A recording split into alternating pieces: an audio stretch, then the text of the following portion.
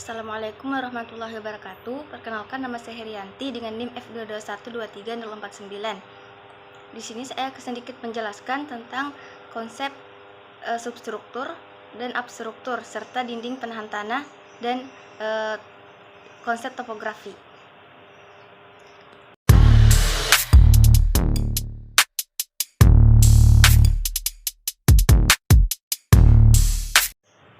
Untuk analisis topografinya atau analisis pengolahan lahannya, yaitu bertujuan untuk menentukan penggunaan cut and fill pada tapak serta pondasi penahan yang cocok untuk digunakan pada tapak. Untuk dasar pertimbangannya yaitu ada kontur, jenis tanah, serta orientasi bangunan.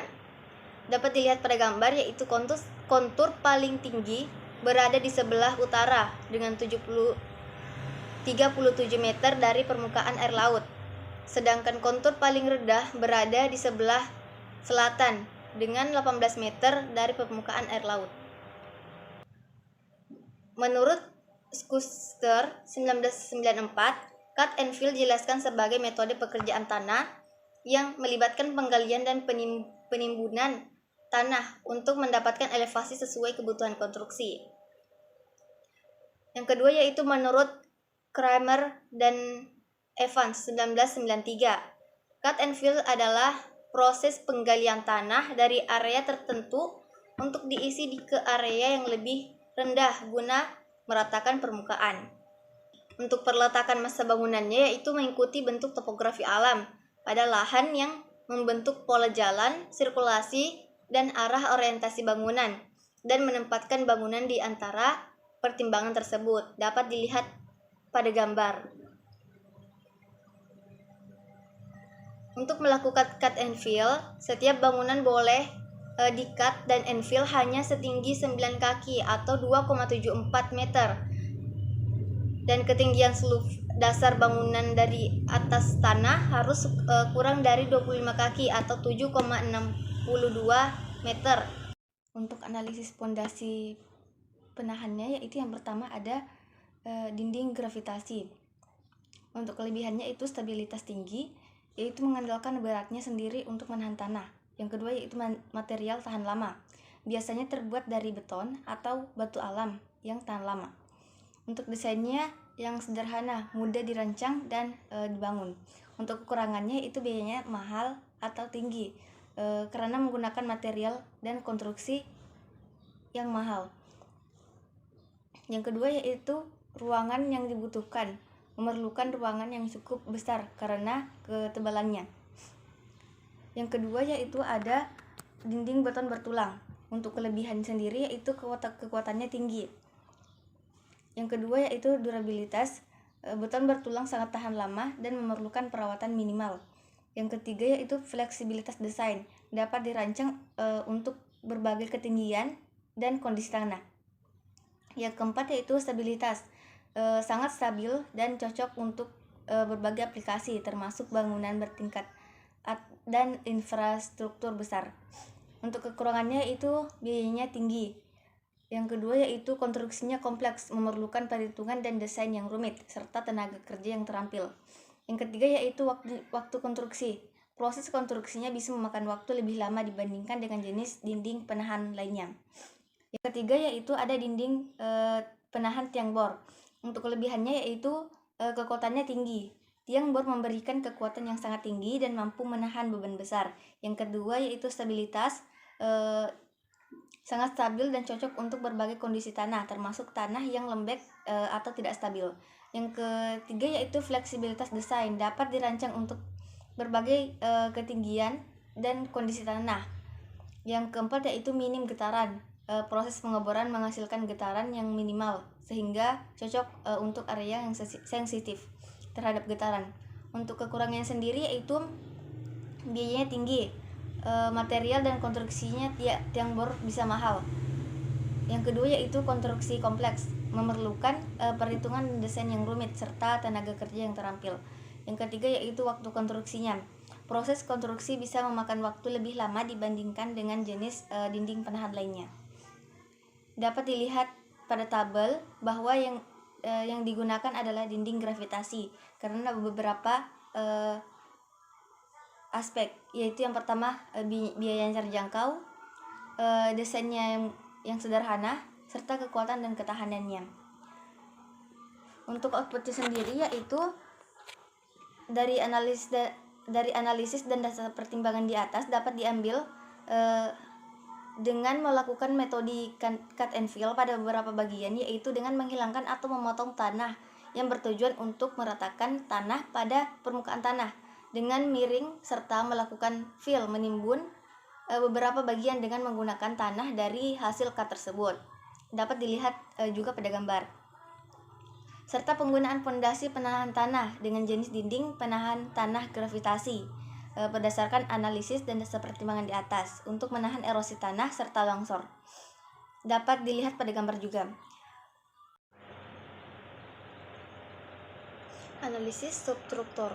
Tujuannya itu untuk mendapatkan sistem substruktur yang baik pada bagian pondasi dan slope sehingga dapat mendukung atau menopang bangunan. Untuk dasar pertimbangannya yaitu ada yang pertama yaitu ada kokoh, ekonomis, ramah lingkungan, serta bangunan bertingkat rendah. Substruktur adalah bagian dari konstruksi bangunan yang berada di bawah permukaan tanah dan berfungsi untuk menopang beban dari superstruktur bagian di atas tanah serta menyalurkannya ke pondasi hingga ke tanah atau batuan di bawahnya. Substruktur meliputi elemen seperti pondasi, slope, dan struktur bawah lainnya. Elemen ini biasanya terbuat dari beton bertulang agar mampu menahan beban secara optimal dan menjaga stabilitas bangunan secara keseluruhan.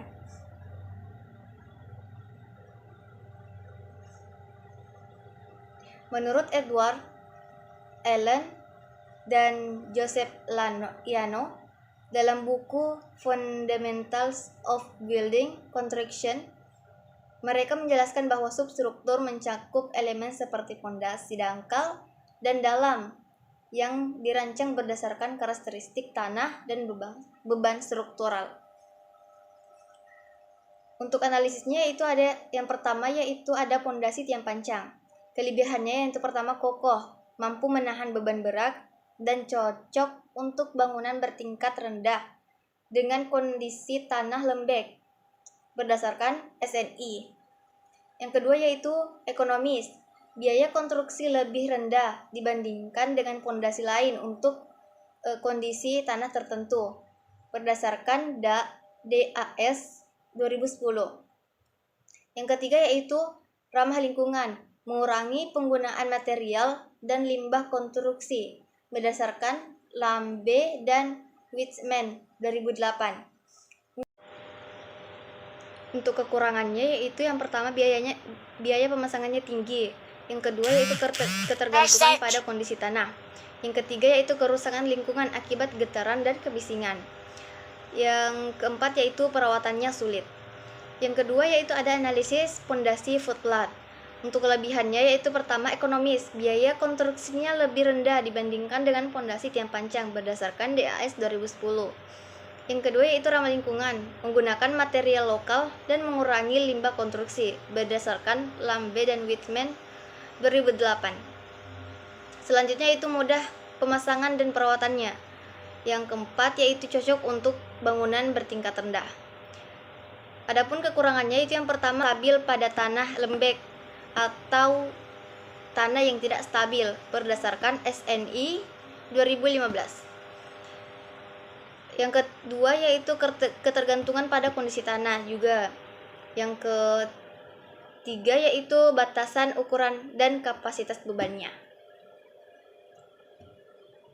Dapat dilihat pada tabel bahwasanya footpad lebih unggul di beberapa aspek seperti aspek ekonomi, aspek kokoh untuk bangunan tingkat rendah dan ramah lingkungan, sedangkan pondasi tiang pancang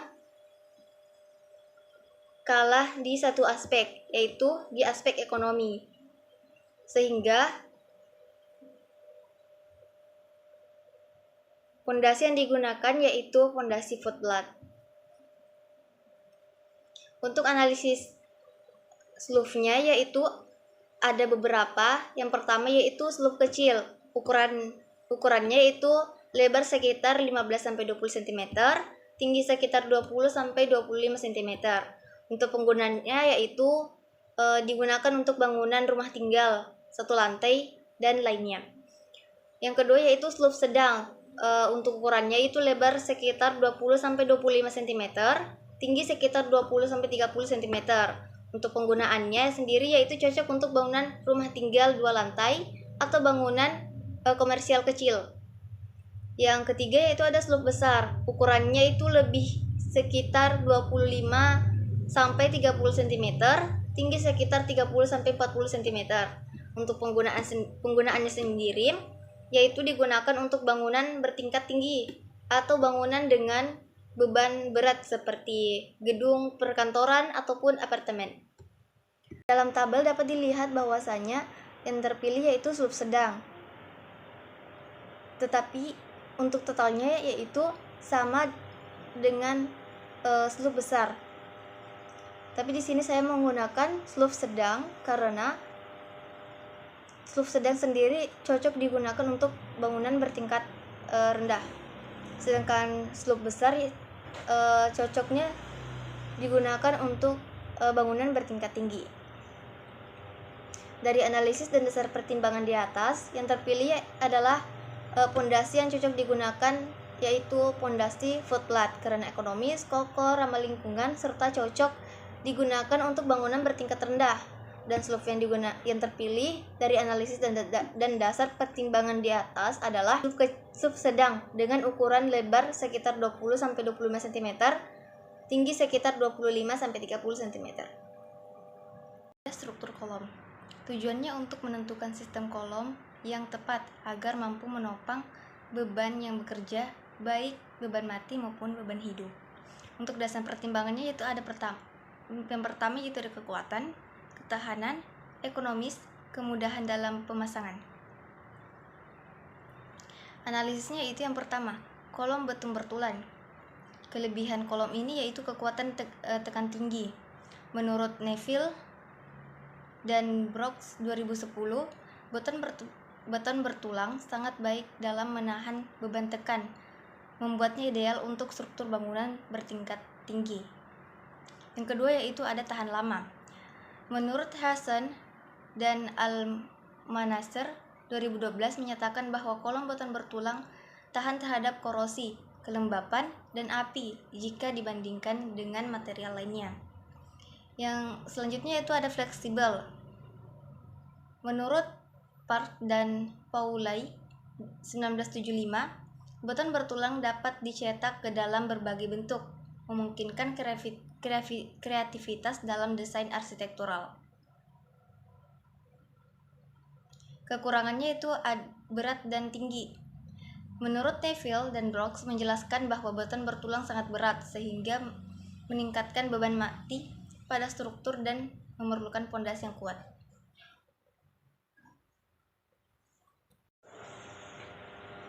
Selanjutnya yaitu ada kerusakan akibat gempa.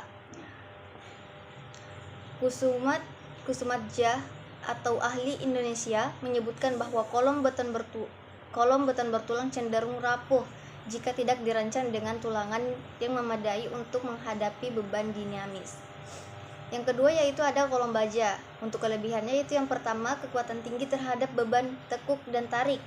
Menurut Lien Bedel 1980, baja memiliki rasio kekuatan terhadap berat yang sangat tinggi, membuatnya ideal untuk struktur tinggi dan jembatan. Yang kedua yaitu ringan. Menurut McGregor dan White 2005 menjelaskan bahwa kolom baja lebih ringan dibandingkan dengan beton, sehingga mengurangi beban mati pada struktur. Yang ketiga yaitu ada proses konstruksinya cepat. Menurut Hasan menyatakan bahwa baja tidak memerlukan waktu kurang seperti beton, sehingga mempercepat waktu konstruksi. Yang keempat yaitu ada daur ulang dan ramah lingkungan. Menurut Neville, baja dapat diatur didaur ulang sepenuhnya, menjadikannya material yang lebih berkelanjutan. Untuk kekurangannya itu yang pertama ada korosi. Menurut Park dan Paulay menyoroti bahwa kolom baja rentan terhadap korosi, terutama jika tidak dilindungi dengan lapisan anti karat. Yang kedua yaitu harga materialnya lebih mahal. Menurut Bedel menjelaskan bahwa baja lebih mahal dibandingkan beton sehingga mempengaruhi biaya awal proyek. Yang ketiga yaitu kinerja pada suhu tinggi. Menurut Neville menyebutkan bahwa kekuatan baja menurun drastis pada suhu tinggi, sehingga memerlukan perlindungan tambahan terhadap api. Dapat dilihat pada kolom bahwasanya kolom beton bertulang lebih unggul beberapa aspek, seperti kekuatan tekan, berat material, durabilitas, dan estetika serta biaya. Dan begitupun kolom baja. Di beberapa aspek, kolom baja lebih unggul daripada kolom beton bertulang, seperti kekuatan tarik, kemudahan konstruksi, sehingga dapat ditarik kesimpulan bahwasanya kolom yang cocok digunakan yaitu kolom beton bertulang. Berdasarkan Standar Nasional Indonesia atau SNI, nah di sini meskipun SNI tidak secara eksplisit menyebutkan penggunaan rasio 1/10 atau 1/12, standar ini mengatur bahwa dimensi minimum kolom beton bertulang adalah 300 mm dikali 300 mm untuk memastikan stabilitas dan keamanan. Selain itu, SNI menetapkan bahwa rasio tinggi terhadap dimensi terkecil kolom atau slenderness ratio tidak boleh melebihi 40 atau kolom pendek. Menurut Hessen dan Almanasser 2012, Structural Congress, mereka menekankan bahwa rasio 1/10 memberikan margin keamanan lebih besar dibandingkan 1/12, sehingga lebih cocok untuk kolom di bangunan tinggi atau wilayah dengan risiko gempa. Sementara itu, rasio 1/12 lebih sering digunakan untuk kolom di struktur sederhana seperti rumah tinggal ataupun bangunan satu lantai. Adapun output dari analisis di atas yaitu dan berdasarkan pertimbangan di atas, yang terpilih adalah kolom yang cocok digunakan adalah fondasi kolom beton bertulang karena ekonomis, kokoh, tahan erosi, serta cocok digunakan untuk bangunan bertingkat rendah.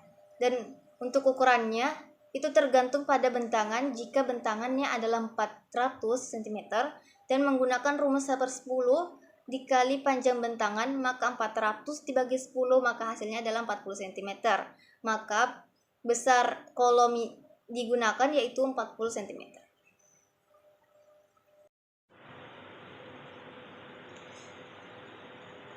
Selanjutnya itu ring bulk. Tujuannya yaitu untuk mendapatkan sistem ring bulk yang cocok untuk bangunan bertingkat rendah. Untuk dasar pertimbangannya itu yang pertama kondisi tanah dan beban bangunan, kedua yaitu anggaran dan waktu konstruksi, ketiga yaitu ketersediaan material, yang keempat yaitu kebutuhan estetika dan fungsional. Untuk analisisnya itu yang pertama ada fungsinya sendiri, yaitu untuk meningkatkan kekuatan dan kestabilan bangunan menurut Bowles 1996. Yang kedua yaitu mengurangi tekanan pada pondasi dan tanah menurut Lambe dan Witzman 2008. Yang ketiga yaitu mencegah kerusakan akibat perubahan tanah atau penurunan menurut DAS 2010. Selanjutnya yaitu menyalurkan beban bangunan ke pondasi secara merata berdasarkan SNI 2015. Untuk karakteristiknya itu yang pertama itu terletak di atas pondasi. Yang kedua yaitu melingkar mengelilingi bangunan. Yang kedua yaitu yang ketiga yaitu terbuat dari beton bertulang. Yang keempat yaitu tinggi dan lebar disesuaikan dengan kebutuhannya. Untuk manfaatnya sendiri yaitu yang pertama meningkatkan keamanan bangunan, yang kedua yaitu mengurangi risiko kerusakan, yang ketiga meningkatkan kualitas struktur, yang keempat yaitu memudahkan perawatannya. Untuk pengertiannya yaitu menurut Bowles 1996, ring bulk sebagai elemen struktural penting untuk meningkatkan kekuatan bangunan. Yang kedua yaitu menurut Lambe dan Wittmann 2008, ring bulk efektif mengurangi tekanan pada pondasi dan tanah. Yang ketiga yaitu menurut DAS 2010, ring bulk mencegah kerusakan akibat perubahan tanah atau penurunan. Yang keempat yaitu menurut SNI, ring bulk wajib digunakan pada bangunan dengan pondasi dangkal.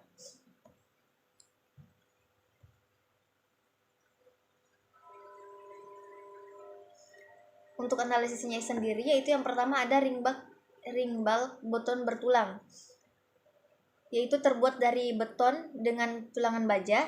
Untuk kelebihannya sendiri yaitu menurut Bowles 1996 kekuatannya tinggi dan tahan lama. Untuk kekurangannya yaitu biayanya tinggi dan berat menurut Lambe dan Wittmann 2008. Kedua yaitu ada ring bulk beton percetak. Untuk definisinya sendiri yaitu diproduksi secara prefabrikasi. Untuk kelebihannya itu untuk pemasangannya cepat, biayanya lebih rendah dibandingkan dengan yang lain menurut DAS 2010. Untuk kekurangan sendiri yaitu keterbatasan ukuran dan transformasi sulit menurut SNI. Yang ketiga yaitu ada ring bulk komposit. Untuk definisinya sendiri yaitu gabungan beton dan material lain seperti baja atau kayu. Untuk kelebihannya yaitu kekuatannya tinggi, fleksibilitasnya baik menurut Lambe dan Wittmann 2008. Untuk kekurangannya yaitu biayanya tinggi dan kompleksitas pemasangannya menurut Bowles 1996. Dapat dilihat pada tabel bahwa yang terpilih adalah ring bulk beton bertulang sesuai dengan analisis di atas.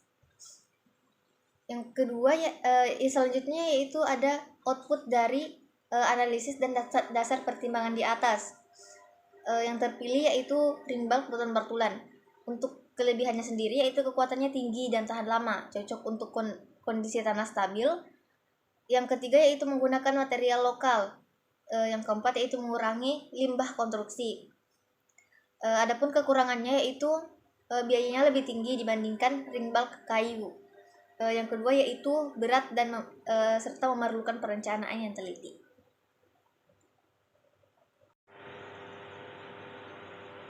Selanjutnya yaitu ada analisis atap. Untuk tujuannya sendiri yaitu untuk mendapatkan sistem rangka atap yang sesuai terhadap bangunan bertingkat rendah.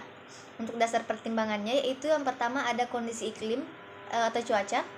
Yang kedua yaitu anggaran atau biaya serta perawatan. Yang ketiga yaitu estetika dan kebutuhan arsitektur. Yang keempat yaitu ketersediaan materialnya serta tenaga kerja. Yang kelima yaitu kebutuhan isolasi dan insulasi. Untuk definisi umumnya sendiri, menurut Bowles 1996, atap adalah bagian atas bangunan yang melindungi dari cuaca seperti hujan, panas, dan dingin. Menurut Lambe and Wittmann 2008, atap adalah struktur yang menutupi bangunan untuk melindungi dari elemen alam. Yang ketiga yaitu menurut DAS 2010, atap adalah komponen bangunan yang berfungsi sebagai perlindungan dari cuaca untuk meningkatkan kenyamanan. Untuk fungsinya sendiri yaitu menurut American Society of Civil Engineering atau ASCE, atap berfungsi sebagai pelindung, insulator, dan penahan beban. Yang kedua yaitu menurut SNI, atap harus memenuhi fungsi sebagai pelindung, penahan beban, dan pengatur suhu. Yang ketiga yaitu British Standard. Atap harus dirancang untuk melindungi bangunan dari cuaca, kebakaran, dan kerusakan struktural. Untuk kriterianya yaitu menurut ASTM Internasional, atap harus memenuhi kriteria kekuatan, ketahanan, dan kenyamanan. Yang kedua yaitu ada Euro Kode 2. Atap harus dirancang dengan mempertimbangkan faktor-faktor seperti beban, cuaca, dan kondisi lingkungan. Yang ketiga yaitu menurut Kementerian Pekerjaan Umum dan Perumahan Rakyat atau PUPR, atap harus memenuhi standar teknis dan keselamatan. Untuk analisisnya sendiri yaitu yang pertama ada atap beton. Untuk kelebihannya yaitu menurut Bowles, kekuatan atap beton kekuatannya tinggi, tahan lama, dan resisten terhadap api. Untuk kekurangannya itu berat, biaya tinggi, dan memerlukan perawatan menurut Lambe dan Whitman 2008. Yang kedua yaitu ada atap baja ringan. Untuk kelebihannya sendiri yaitu ringan, fleksibel, dan serta biayanya rendah menurut DAS 2010. Untuk kekurangannya yaitu kurang terhadap untuk kekurangannya sendiri yaitu kurang tahan terhadap korosi dan suara hujan yang keras menurut SNI. Dapat dilihat pada tabel bahwasanya atap baja ringan lebih unggul pada aspek estetika biaya, walaupun kalah terhadap kriteria kekuatan. Sehingga output yang dipilih yaitu untuk menggunakan baja ringan.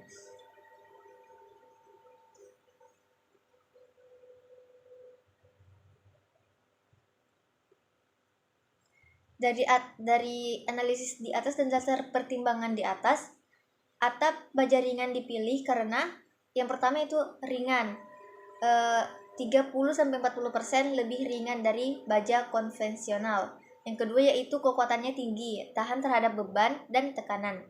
Yang kedua yaitu fleksibilitasnya baik, mudah dibentuk dan dipasang. Yang keempat yaitu tahan korosi, dengan dilapisi dengan zinc atau aluminium.